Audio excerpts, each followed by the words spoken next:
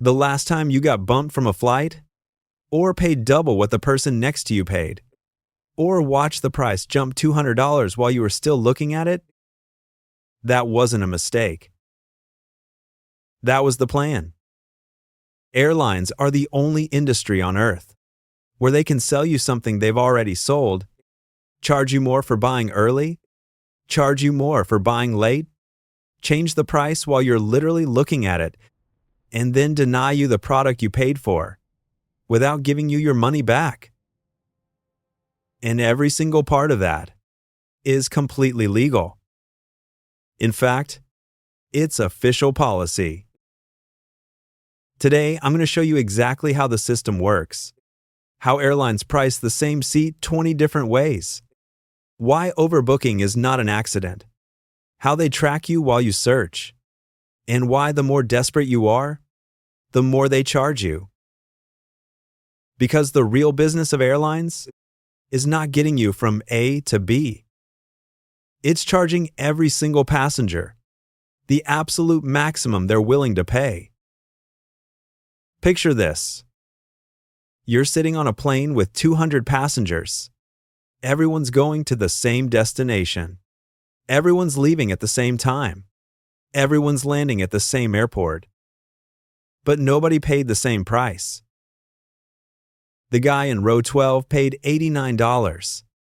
The woman in row 7 paid $340.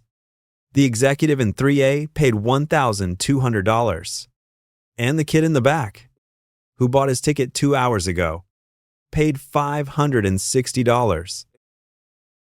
Same plane, same flight, same service, completely different prices.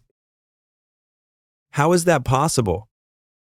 Because airlines don't sell seats. They sell fare classes, and there are dozens of them hiding inside every single cabin. When you see economy class on a screen, you're seeing the simplified version. Behind that same economy cabin can contain up to 26 different fare classes, each one with its own price, its own cancellation policy, its own baggage allowance, its own set of restrictions. And the system decides in real time how many seats are available in each class, based on how many people are searching that flight at that exact moment. If a lot of people search the same flight at the same time, the system automatically closes the cheaper fare classes. And suddenly, the minimum price jumps, without anyone making a decision, without any human pressing a button. It's an algorithm, running 24 hours a day, 7 days a week, adjusting prices every few minutes. And here's the part that should make you uncomfortable. The algorithm doesn't just react to demand. It anticipates it. Airlines have decades of historical data on every route they fly. They know that the Friday before Thanksgiving always fills up by a certain date. They know that flights to Miami in March always spike because of spring break. They know that Monday morning flights to financial hubs always carry executives who don't care about the price. So they price accordingly, weeks, sometimes months, in advance, before you even start searching. The system isn't reacting to you. It already priced you in. When you open a browser and search for a flight, you think you're the one doing the searching.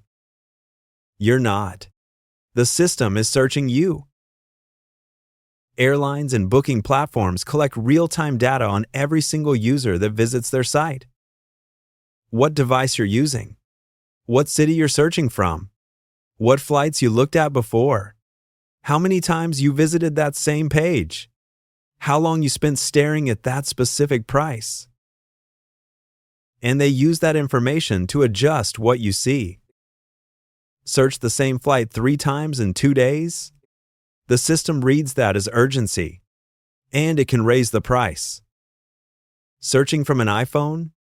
Studies have shown that some systems display higher prices to Apple device users, because statistically, they have higher purchasing power. Searching from an expensive city like New York or San Francisco? The algorithm knows, and it can adjust accordingly.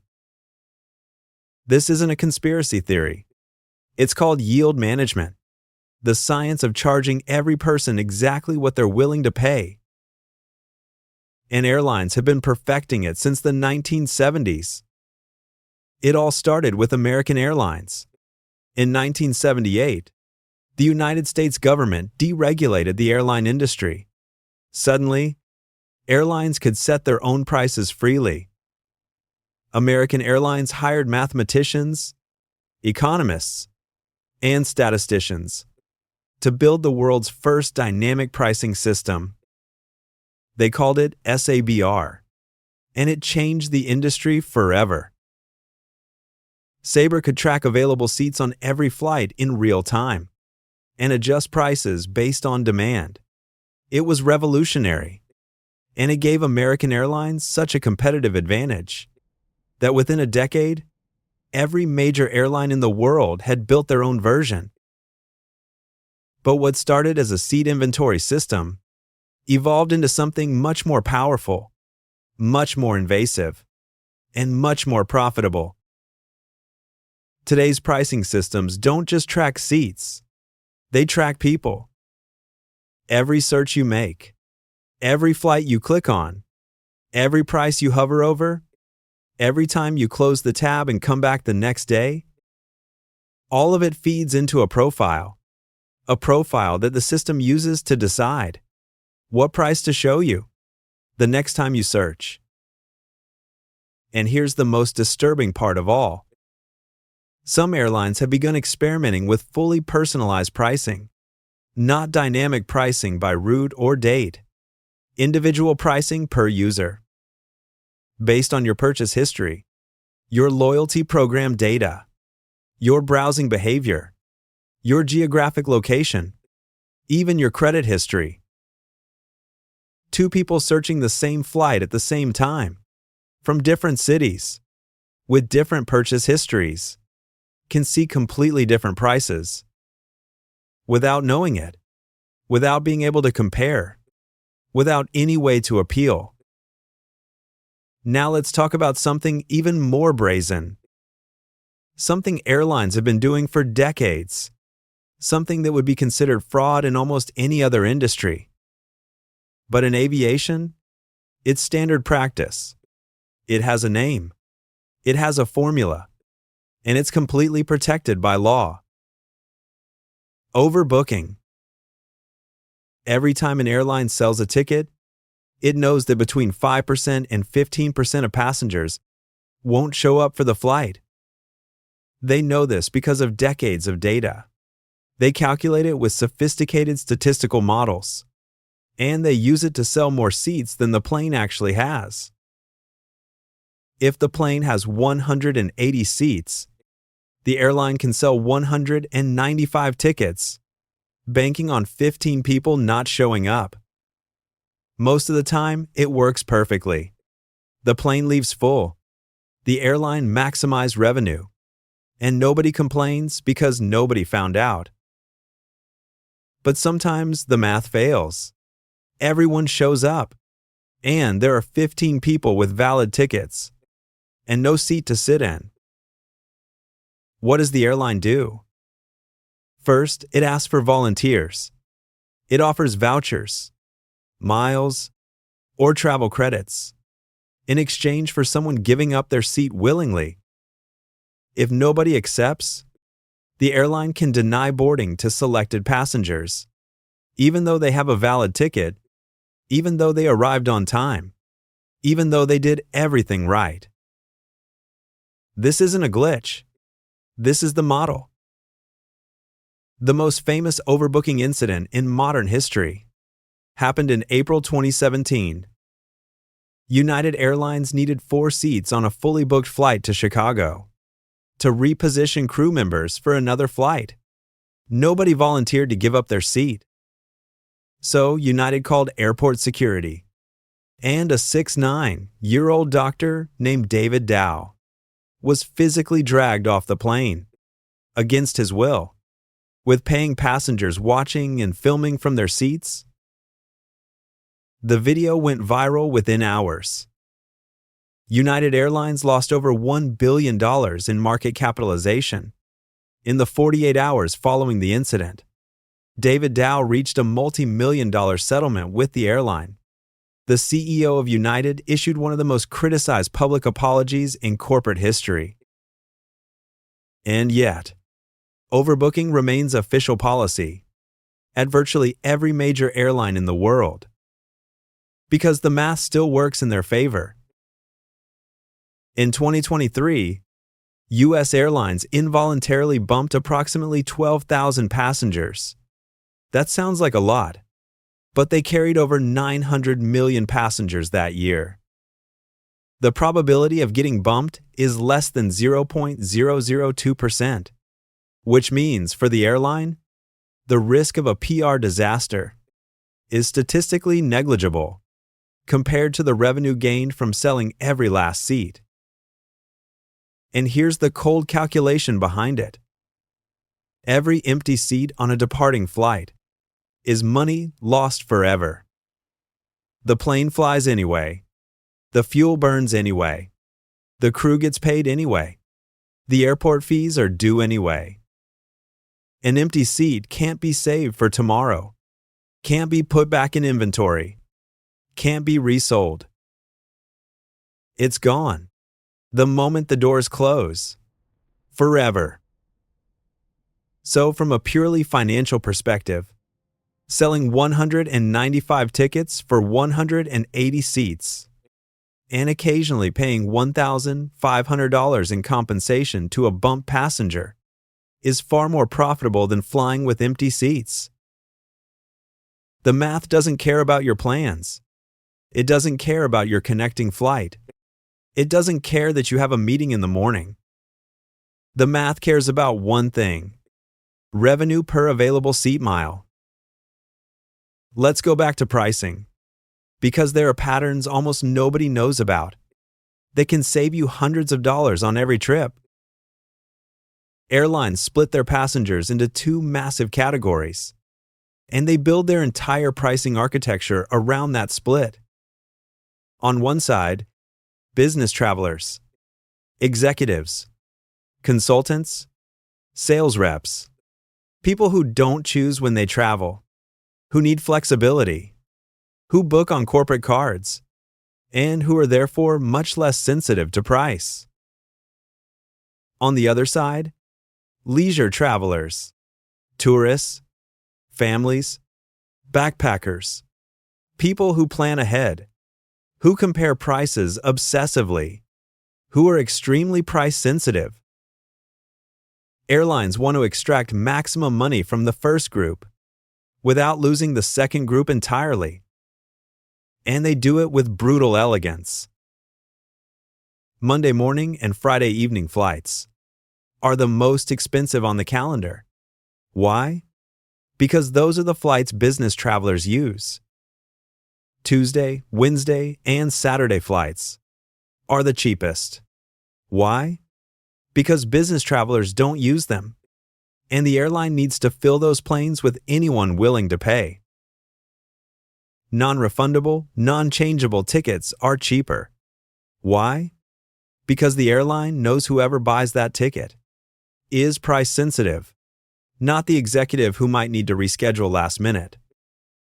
Fully flexible tickets cost more than the seat itself, because the airline knows whoever buys flexibility probably isn't paying out of their own pocket.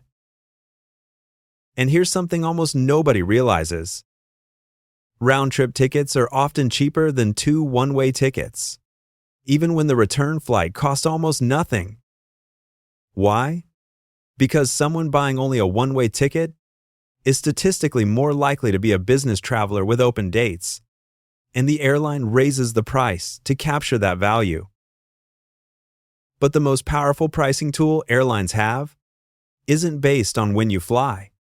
It's based on when you buy. The conventional wisdom is, book early to get the best price. And for leisure travelers, that's generally true.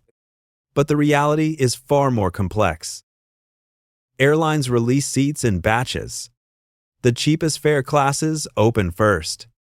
As those fill up, higher fare classes open.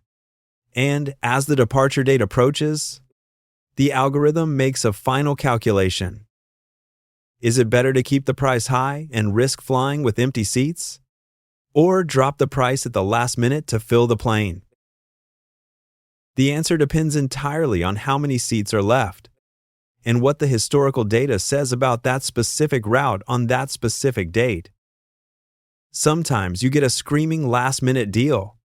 Sometimes the price doubles 24 hours before departure. The system decides, and it's almost always right. But pricing and overbooking are just the beginning, because in the last 15 years, airlines discovered something even more profitable: ancillary revenue. In the early 2000s, most airlines included checked luggage, seat selection, and meals in the price of the ticket.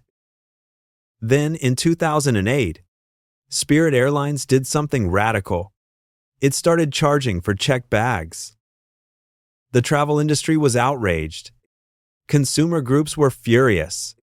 Passengers called it nickel and diming. And every other major airline copied the idea within 2 years. Because the numbers were undeniable. In 2023, U.S. airlines collected over $7 billion just in baggage fees. $7 billion for the privilege of bringing your own clothes on a trip. Add seat selection fees. Add change fees. Add priority boarding fees. Add in-flight Wi-Fi fees. Add meal fees. Add fees for printing your boarding pass at the airport. Add fees for bringing a carry-on bag on budget carriers. The total ancillary revenue for global airlines in 2023 exceeded $117 billion. $117 billion. In fees on top of tickets, that's more than the entire GDP of many countries. And here's the genius of it. From a marketing perspective, by stripping the base ticket price down to the absolute minimum and charging separately for everything else, airlines can advertise incredibly low headline prices. $29 flights, $49 flights, $19 flights. Prices that get people excited. Prices that go viral. Prices that make headlines. But by the time you add a checked bag, a carry-on, a seat that isn't in the last row next to the bathroom, and a change fee because your plan shifted, that $29 ticket is now $180. The low base price is bait. The fees are the trap. And the algorithm ensures that by the time you realize how much you're actually paying, you've already invested enough time in the booking process that abandoning it feels worse than just paying. Behavioral economists call this the sunk cost fallacy, and airlines have built their entire checkout process around exploiting it. Airlines are one of the most financially precarious industries on Earth. They operate on razor-thin margins. They're devastated by fuel price spikes. They're destroyed by pandemics. They're squeezed by labor costs. They're at the mercy of weather, geopolitics, and global events they can't control. Between 2000 and 2020, the U.S. airline industry lost more money in total than it had made in its entire history combined. And yet they keep flying, keep innovating, keep finding new ways to extract value from every passenger on every flight. Dynamic pricing, yield management, overbooking, ancillary fees, personalized pricing, behavioral psychology baked into every step of the booking process. This isn't greed. Well, not entirely. It's survival. It's what happens when an industry with enormous fixed costs and a product that expires the moment the door closes has to find ways to make the math work. The system is designed to extract value, but now you understand exactly how it works. Search in incognito. Fly midweek. Know your rights when they bump you. Add up the total cost before you compare prices. And never, ever, book a Monday morning flight if you're paying out of your own pocket. The game is rigged, but at least now you know the rules. If this video changed the way you think about air travel, subscribe, because next week we're looking at Costco, a company that's been selling hot dogs for $1.50 since 1985 and has sworn to never change that price. And the reason why is one of the most counterintuitive business strategies ever invented. Stay weird.